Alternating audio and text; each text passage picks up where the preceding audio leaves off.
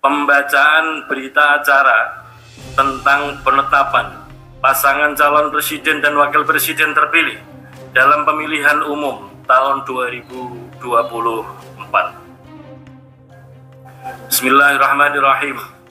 Berita acara nomor 252-PL-01-PA-05-05-2024 tentang penetapan pasangan calon presiden dan wakil presiden terpilih dalam pemilihan umum tahun 2024. Pada hari ini, Rabu, tanggal 24 bulan April tahun 2024, Komisi Pemilihan Umum melaksanakan sidang pleno penetapan pasangan calon presiden dan wakil presiden terpilih dalam pemilihan umum tahun 2024 bertempat di ruang sidang utama lantai 2 Kantor Komisi Pemilihan Umum Republik Indonesia, Jalan Imam Bonjol nomor 29, Menteng, Jakarta Pusat, menetapkan 1. Rincian perolehan suara sah per provinsi dan luar negeri berdasarkan keputusan Komisi Pemilihan Umum nomor 360 tahun 2024 tentang penetapan hasil pemilihan umum presiden dan wakil presiden, anggota Dewan Perwakilan Rakyat, Dewan Perwakilan Daerah, Dewan Perwakilan Rakyat Daerah Provinsi, dan Dewan Perwakilan Rakyat Daerah Kabupaten Kota secara nasional dalam pemilihan umum tahun 2024 sebagaimana tercantum dalam lampiran 1 berita acara ini yang merupakan bagian tidak terpisahkan dari berita acara ini. 2. Rincian pemenuhan sebaran suara sah pasangan calon sebagaimana tercantum dalam lampiran 2 berita acara yang merupakan bagian tidak terpisahkan dari berita acara ini. Berdasarkan hal tersebut di atas, Komisi Pemilihan Umum menetapkan pasangan calon presiden dan wakil presiden nomor urut 2 Bapak Haji Prabowo Subianto dan Bapak Gibran Rakabuming Raka sebagai pasangan calon presiden dan wakil presiden terpilih periode tahun 2024 sampai dengan tahun 2029 dalam pemilihan umum tahun 2024 dengan perolehan suara sebanyak 96.214.691 suara atau 58,59%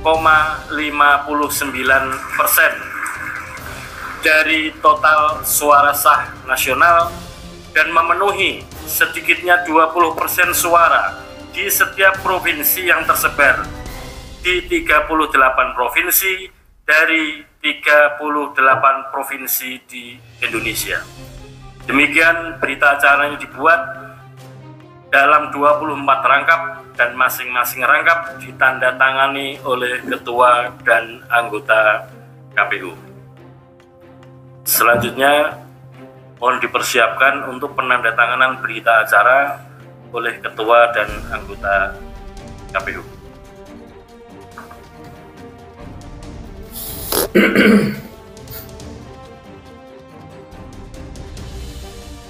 Oke ya, alhamdulillahirrahmanirrahim, setelah melalui proses yang cukup panjang dan melelahkan, khususnya pasca 14 Februari, akhirnya pasangan Pak Prabowo dan Mas Gibran resmi disahkan, ditetapkan menjadi pasangan Presiden dan Wakil Presiden Republik Indonesia terpilih oleh KPU. Hari ini, hari Rabu, tanggal 24 April 2024. Dan KPU saya kira sudah mengambil langkah yang benar, kendati kubu 03, kubunya PDIP masih belum terima dengan keputusan Mahkamah Konstitusi kemarin dan mengajukan gugatan ke PT UN. Tetapi bahwa amanah undang-undang memang KPU harus menjalankan keputusan Mahkamah Konstitusi tetap terus berjalan.